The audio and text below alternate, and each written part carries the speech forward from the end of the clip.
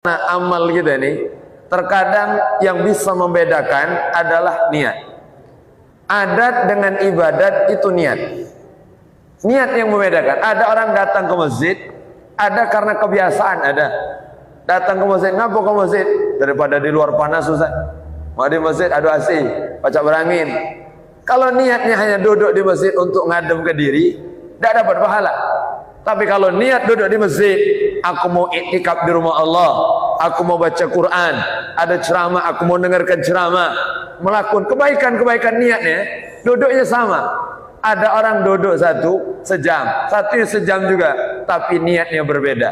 Semakin banyak niatnya, kata Sayyidina Abdullah bin Abbas radhiyallahu taala anhuma, semakin banyak niat seseorang, maka akan semakin banyak pula pahalanya. Kita yang datang di masjid ini, niatnya beda-beda. Ada yang niatnya satu, ada yang niatnya dua, ada yang niatnya 5, ada niatnya 10. Niat kita harus pandai-pandai kita menaruh niat itu. Karena adat dengan ibadat itu bisa dibedakan dengan niat. Masya Allah. Makanya kita jaga kesempatan dari Allah, bukan hanya sekadar adat aja, kebiasaan aja, tapi benar-benar setiap aktivitas kita ada nilai ibadah di sisi Allah Subhanahu wa ta'ala. Alhamdulillah. Maka ini datang dalam kebaikan, maka kita tingkatkan puasa kita. Masya Allah, jaga betul dari segala hal yang bisa menghilangkan pahala puasa. Masya Allah, jaga dari maksiat, jaga dari dosa, jaga hati, Masya Allah, jaga semuanya. Maka kata para ulama, puasa itu bukan hanya jaga perut, tapi juga jaga hati. Jaga hati kita, jangan ada ghibah, jangan ada namimah, jangan ada hasad, jangan ada iri, jangan ada dengki, jangan ada sum'ah, jangan ada sombong, jangan ada. Ini penyakit-penyakit hati lebih berbahaya daripada penyakit jasad. Masa ibadah kita bisa hilang, bisa habis pahalanya gara-gara penyakit hati. Maka hati-hati betul. Saat diri mulai merasa lebih baik, saat kita merasa memiliki jasa, saat kita merasa unggul dari yang lainnya, saat kita merasa lebih soleh, saat merasa kita lebih banyak ibadah, la taghtar, jangan tertipu. Jangan tertipu dengan banyak ibadah. La taghtar bimakani saleh, jangan tertipu dengan tempat yang baik. La taghtar biliqa'i saleh, jangan tertipu dengan banyak ketemu orang soleh. La taghtar bi amali saleh, jangan tertipu. Kita semua jadi orang baik itu bagus, tapi merasa baik itu tidak bagus. Kadang merasa ini yang bahaya. Merasa baik, oh aku saat di masjid ini sekian tahun, Masya Allah, aku sedekah, akulah yang paling berjasa. Na'udzubillah. Ijabul mar'i binafsi, ada ujub, bangga diri. Masya Allah. Yang ibadah saja tidak boleh merasa bangga, tidak boleh merasa sombong. Habis iblis ahli ibadah, itu harus kita ingat. Bukan iblis sudah ibadah 185.000 tahun. Ibadahnya dalam riwayat tidak ada sejengkal langit itu kecuali pernah dijadikan tempat sujud iblis. Saking luar biasa ibadahnya, tapi terlaknat gara-gara satu kesombongan di hati.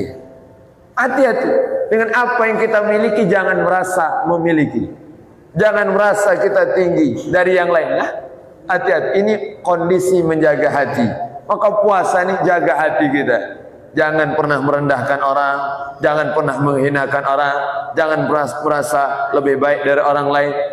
Dengan ibadah, dengan dunia, dengan apapun, jangan pernah. Masya Allah. Maka bersihkan.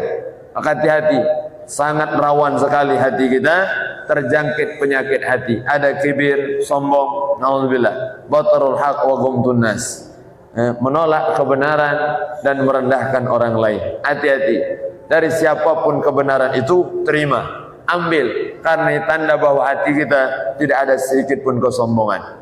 Masya Allah. Tapi kalau mulai hati kita tidak menerima kebaikan, itulah kesombongan sesungguhnya. Masya Allah. Kata para ulama, arba'atun, ada 4 tipe orang, mahrumuna minal maghfirati fi Ramadan.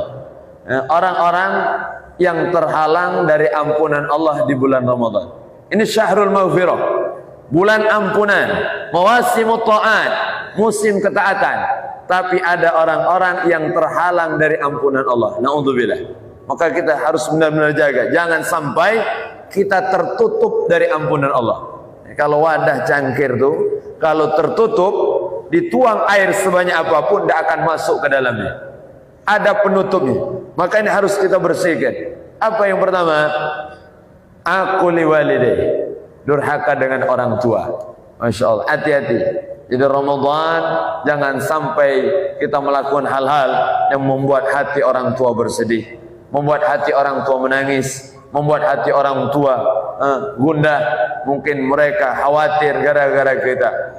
Aku liwalidayya, jangan sampai kita durhaka dengan orang tua. Masya Allah. Yang masih hidup maka minta maaf. 3 yang harus kita cari dari orang tua kita. Pertama adalah ridho orang tua. Yang harus kita cari ridho orang tua. Yang masih hidup, ridhoi aku anakmu, minta ridho. Yang kedua, minta maaf orang tua. Minta maaf ya, maafkan, pasti banyak salah. Kita dengan orang tua pasti banyak salah. Sadar tidak sadar, sengaja tidak sengaja, kita ini banyak salah. Yang ngambil duit di dompet emak kita, gitulah itulah. Masya Allah, mana ke pasar bingung, mana duit sini. Yang nyingit ke kunci motor, macam-macam lah. Kita gawi kita. Dosa kita dengan orang tua baik, minta maaf dengan orang tua. Jangan nanti nunggu lebaran. Masya Allah, mau lebaran kadang kita basa-basi aja. Minal aidin mak ya. Itu nanti hanya ketemu aja. Tapi setiap hari kalau bisa kita minta maaf dengan orang tua. Yang ketiga yang harus kita cari dari orang tua adalah doa orang tua. Yang masih hidup cari doa orang tua. Masya Allah. Yang sudah meninggal dunia, jangan pernah lupakan orang tua dalam doa-doa kita. Habis sholat, doakan orang tua kita. Jangan sampai lupa kita. Maka Nabi pernah didatangi sahabat. Ya Rasulullah, ya, ayu doa'u asma'. Kapan doa itu paling cepat didengar Allah? Di sahabat ini bertanya, Abu Umamah Al-Bahili bertanya kepada Nabi, ya Rasulullah, kapan doa itu cepat dijawab Allah? Maka dijawab Nabi 2. Qala jawful lailil akhir wa duburi shalawatil maktubah. Jadi ini 2 tempat doa kita cepat diijabah Allah. Pertama, fi jawfil lail, di pertengahan malam terakhir. Jawfil lail akhir. Jadi sepertiga malam terakhir.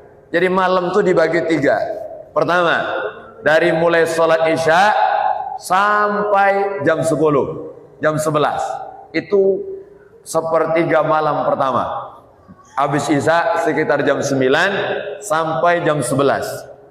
Sepertiga malam kedua, dari jam 11 sampai jam 2. Di sepertiga malam kedua. Sepertiga malam ketiga, dari jam 2 sampai menjelang azan subuh. Di sepertiga terakhir, di waktu itu doa kita cepat diijabah Allah Subhanahu wa taala. Doa. Maka ditanya, ada seorang ustaz ditanya, kenapa doa malam itu cepat diijabah Allah? Apa jawab ustaz tadi? Karena malam tidak banyak wong antri. Itu. Jadi kalau kita doa malam cepat, kenapa? Tidak kata yang lain. Kita itulah yang berdoa. Jadi kalau pengen cepat malam berdoa. Kalau siang banyak kita berdoa, kalau ngantri doa kita nih. Ya kalau ngisi lah, ngisi BBM umpamanya. Kalau siang hari rame, apalagi jam-jam orang keluar masuk rame. Tapi kalau malam ngisi bensin jam 2 umpamanya sepi. Teko yang nyago lagi tidur. Datang mamang, no, ada ngisi malam ini. Masa begitu doa kita cepat diijabah Allah, bangun malam. Makanya kesempatan kita di bulan puasa ini kita bangun sebelum sahur. Wa minal ashariyum yastaghfirun. Sebelum sahur kita bangun sejenak berdoa kepada Allah. Jangan lupa angkat tangan doa. Waktu mustajab sebelum masuk waktu sahur. Masya Allah. Yang kedua, wa dubur salawatil maktubat. Setelah selesai sholat 5 waktu. Jadi setelah selesai sholat, sayang kalau tidak kita pakai doa. Waktu itu akan hilang, waktu itu akan lenyap. Habis sholat tuh manfaatkan doa. Kata para ulama, maksudnya gila qabla taslim, sebelum salam. Maksudnya di dalam sholat kita sebelum salam. Itu pendapat pertama. Yang kedua mengatakan wakila ai ba'da taslim, setelah salam. Jadi habis sholat sayang kalau tidak kita pakai doa. Kita habis sholat duduk saja, itu sudah dapat ampunan Allah, rahmat Allah karena doa malaikat-malaikatnya Allah. Kita duduk nih di masjid nih, jangan anggap remeh. Apa dia Ustaz duduk habis sholat? Selama kita masih duduk di tempat sholat, maka selama itu pula malaikat masih mendoakan kita. Faman kana katsira dzunub, siapa yang merasa banyak dosa, wa arada ayyuhatallahu bil khataya, dan pingin dosa-dosanya dihapuskan Allah, bi ghairi ta'ab, tanpa capek, tanpa letih, tanpa susah, tanpa payah, maka fal yaghtanim mulazamata fil musalla ba'da shalah. Hendaknya dia memperbanyak duduk di tempat sholat setelah sholat. Jadi habis sholat tuh jangan langsung hilang ujung melembang, jangan langsung menculat, jangan langsung pergi. Kenapa? Karena setelah sholat ada malaikat yang mendoakan kita. Jangan cugai malaikat ujung melembang. Malaikat baru ingin berdoa. Apa doanya? Allahumma ghfirlahu, Allahumma arhamhu. Ya Allah, ampuni hambamu yang masih duduk di tempat sholat. Ya Allah, sayangi hambamu yang masih duduk di tempat sholat. Doa dari malaikatnya Allah. Ini doa malaikat. Kalau doa kita belum tentu diijabah Allah, tapi kalau malaikat yang berdoa itu pasti cepat diijabah Allah subhanahu wa ta'ala. Jadi habis sholat sayang kalau langsung hilang. Jangan ke malaikat, kadang kawan sebelah lagi bingung. Ini ngawang, assalamualaikum ke kanan, assalamualaikum ke kiri, baru noleh ke kiri, yang kanan dah hilang. Aduh, wong perasaan jin itu. Apa kosong nih? Jangan-jangan jin sholat jin. Maka duduklah sejenak aja, tak lama kita. Duduk di masjid tak lama, masya Allah. Kecuali ada orang-orang memang lama duduk di masjid. Yang biasanya ada yang terkunci, ada yang ketiduran. Walhasil, jadi sebentar duduk aja di tempat sholat, maka itu jadi cara Allah berikan ampunan kepada kita melalui doa para malaikatnya Allah subhanahu wa ta'ala. Maka doa habis sholat, munajat kepada Allah, terkhusus doakan orang tua kita. Saat kita peduli dengan orang tua kita, selalu mendoakan orang tua kita, maka saat kita meninggal, anak kita pun akan peduli mendoakan kita. Jangan harap anak kita akan doakan kita kalau kita saat hidup tidak pernah doakan orang tua kita. Itu kata Nabi, kama tadin tudan. Sebagaimana kita memperlakukan orang, begitupun pula kita akan diperlakukan orang. Maka kalau pengen kita didoakan orang, doakan orang. Maka habis sholat itu doa untuk berjamaah, jangan hanya untuk sendirian. Jangan cemikian aja melembang. Doa anak dewean dulu lah, ya Allah ampuni aku ya Allah. Tetangga aku jangan ya Allah, jangan. Ajak galau-galau. Rabbi firli wali walidayya wali jami'il mu'minina wal, semua kaum mukminin kita ajak. Dan kalau ada orang berdoa, diaminkan. Sama-sama diaminkan. Kenapa? Saat yang berdoa dan yang mengaminkan, doa-doanya sama-sama diijabah Allah. Itu yang Allah sebutkan dalam Al-Quran.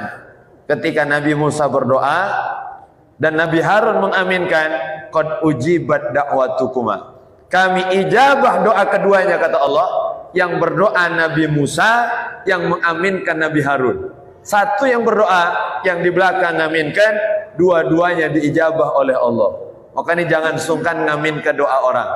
Kalau ada orang doa amin, ya Allah kabulkan doa dia ya Allah, doakan yang baik untuk dia, maka kita pun akan dapat kebaikan yang sama. Amin ya rabbal alamin. Kadang kita sungkan, ada orang ditanya, kenapa tidak galak ngaminkan doa dia? Iya Ustaz, lain doa dia dengan doaku tuh. Maksudnya, iya Ustaz, dia tuh jualan bakso, aku jualan es krim. Dia tuh minta hujan, kelebu aku nih. Itu maksudnya hujan rahmat, bukan hujan banyu. Itu Lembang ini, tidak usah diminta hujan ini. Datang deh, masuk rumah kadang banyu tuh. Masya Allah. Apa artinya? Minta rahmat, hujan rahmat. Maka jangan sampai kita terhalang. Habis sholat, jangan lupa berdoa. Doa untuk kebaikan dunia dan akhirat kita. Masya Allah. Itu yang pertama. Yang kedua, qati'ur rahim, orang yang memutuskan tali silaturahmi. Yang ketiga, wal musyahid, orang yang fi qalbihi syahna, ada kebencian di hati. Naudzubillah, benci dengan seseorang. Hati-hati, hilangkan betul. Jangan sampai ada benci di hati kita dengan siapapun. Kita dibenci orang tidak berbahaya, tapi saat kita membenci orang itu yang berbahaya. Terhalang dari rahmat Allah. Na'udzubillah, sayang Ramadan Allah curahkan ampunannya. Jangan sampai kita terhalang gara-gara hati kita ada kebencian dengan sesama, kebencian dengan kelompok, kebencian dengan individu, kebencian dengan orang. Na'udzubillah min dzalik. Yang kelima adalah wal mudminul khamar. Na'udzubillah. Nasallahu alaihi afiyah, pecandu. Masya Allah, pecandu narkoba, minuman keras. Na'udzubillah min dzalik. Maka terhalang dia. Maka kita semua jaga, jangan sampai ini semua hati kita benar-benar harus kita bersihkan. Mudah-mudahan puasa kita sempurna dan kita dapat pahala yang istimewa di sisi Allah Subhanahu wa taala. Amin ya rabbal alamin. Jadi ini target kita pertama adalah menyempurnakan puasa. Kita sudah puasa. Kalau ditanya puasa, alhamdulillah Ustaz, dari TK aku puasa nih. Tapi puasa kita tahu kualitasnya.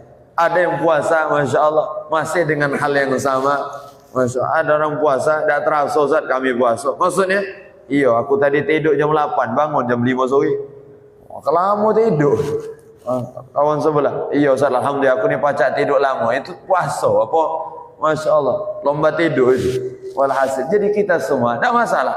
Tidur bulan puasa ada pahalanya. Saat kita telah capek letih untuk beribadah, bukan puasa untuk tidur. Habis capek ibadah terkeliap, nah itu ada pahalanya. Karena tidur kita dengan niat untuk ibadah. Tidur jangan sampai tidak niat. Sayang, tidur sama, tapi ada tidur orang berpahala, ada tidur orang ya dapat hilang ngantuk aja. Orang tidur dapat pahala saat dia tidur niat, ya Allah, mudah-mudahan dengan tidur ini aku bisa semangat untuk ibadah, semangat baca Quran, semangat untuk mencari rezeki yang halal, semangat untuk menyambung silaturahmi, semangat untuk melakukan ketaatan. Dengan niat tidur saja dapat pahala kalau dengan niat yang baik. Masya, kalau kita jangankan berniat Ustaz, doa lagi lupa. Kalau sudah nyengok kasur, aduh nyengok kasur langop nih.